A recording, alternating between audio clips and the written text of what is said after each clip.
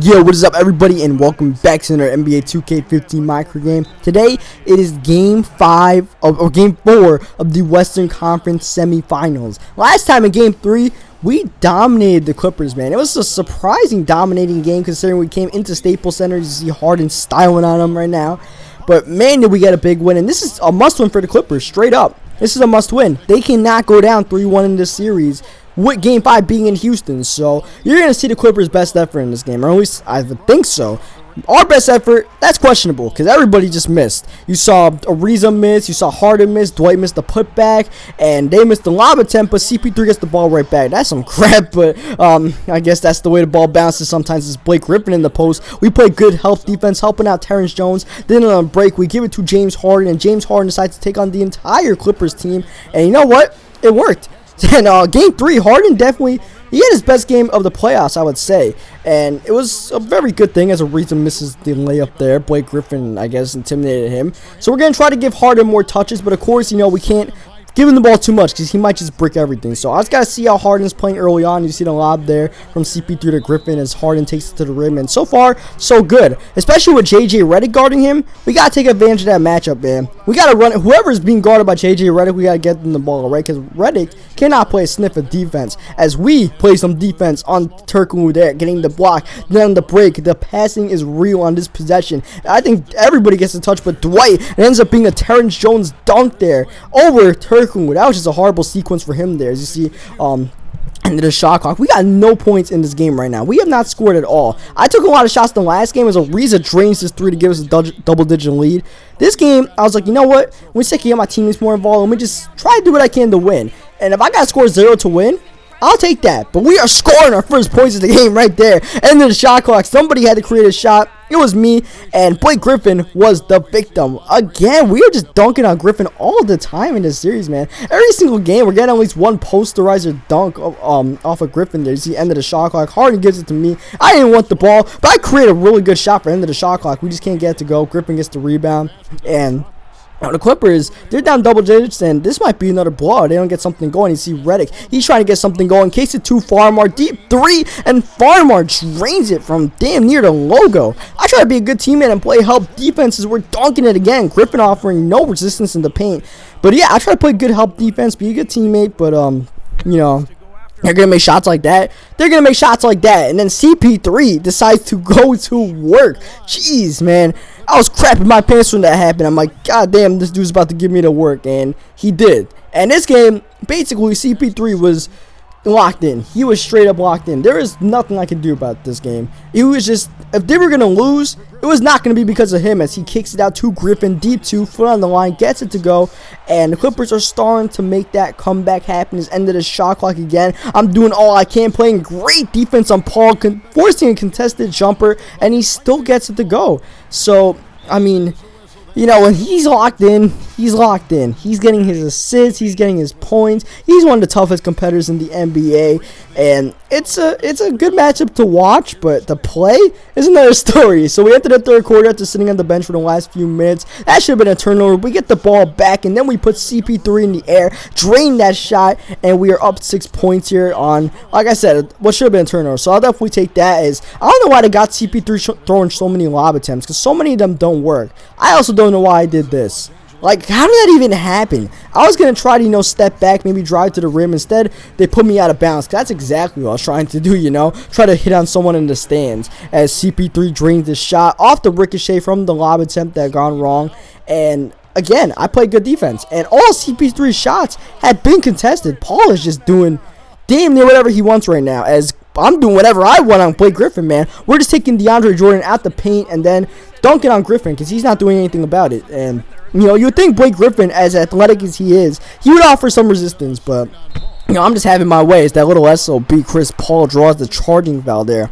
And at this point, you know, this is when I'm like, yo, refs, don't be the guys that help the Clippers get back in this series, all right? I'm trying to close out this series in 5 games. Don't let them come into this one, as we are kind of cold in this third quarter. My teammates especially, they have gone ice cold, as you see Isaiah Cannon. I don't know what possessed him to do that, but now I'm just starting to get a little bit frustrated because we're starting to lose this lead. It's starting to slip away from us. You see, this was just a frustration shot there. I took it to the rim all the way. I was taking that shot, that possession. No one else is going to take it, and I mean, I tried to pass the ball early on, but the results is I only have 4 assists. You would think I had more, but the shots just aren't falling right now. Reese is bricking the shot right now, and the Clippers, they're starting to get their shots to go. Chris Paul is not able to get that floater to go. A rare miss by Paul in this game. Starting a Rockets fast break. I'm pulling up the deep 3, and that's a D for deep, I guess. I guess, man. So we got a few turnovers in this game. We started off the first half with none.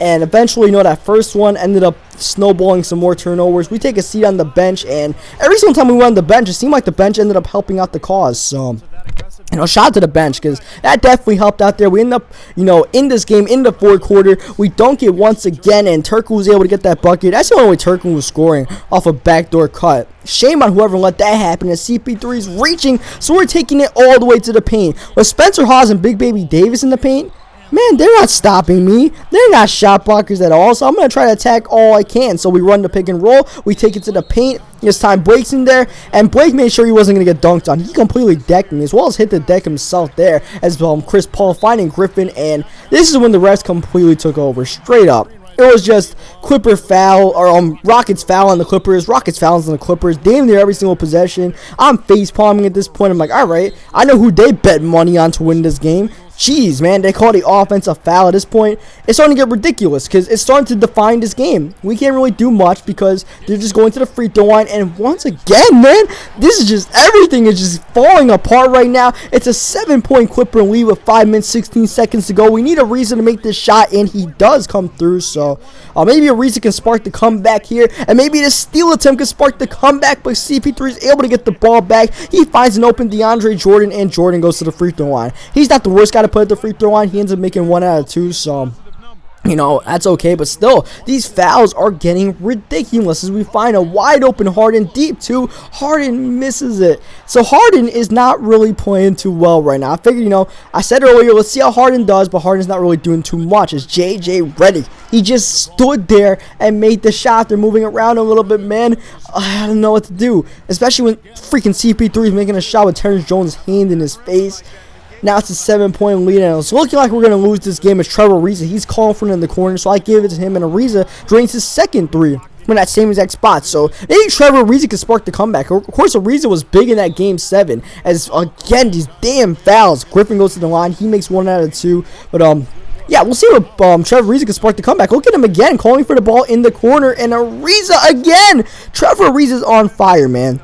I got to get the ball to Ariza. Not Harden, not Dwight, but Trevor Ariza needs touches. And now we have a chance to take the lead in this game thanks to his heroics. CP3 throwing the turnover there. I'm looking for Ariza. Look at him calling for the ball down there. So I give it to Harden, who gives it to Ariza.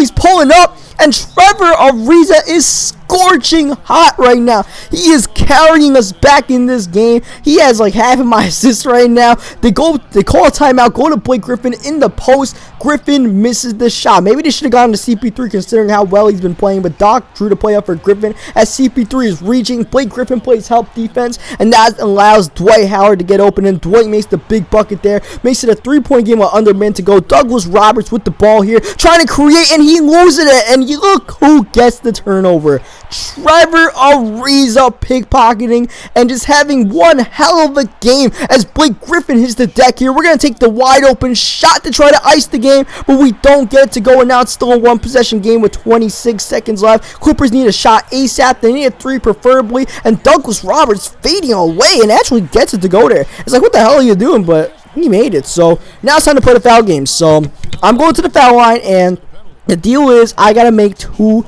very pressure-filled free throws. First one is down.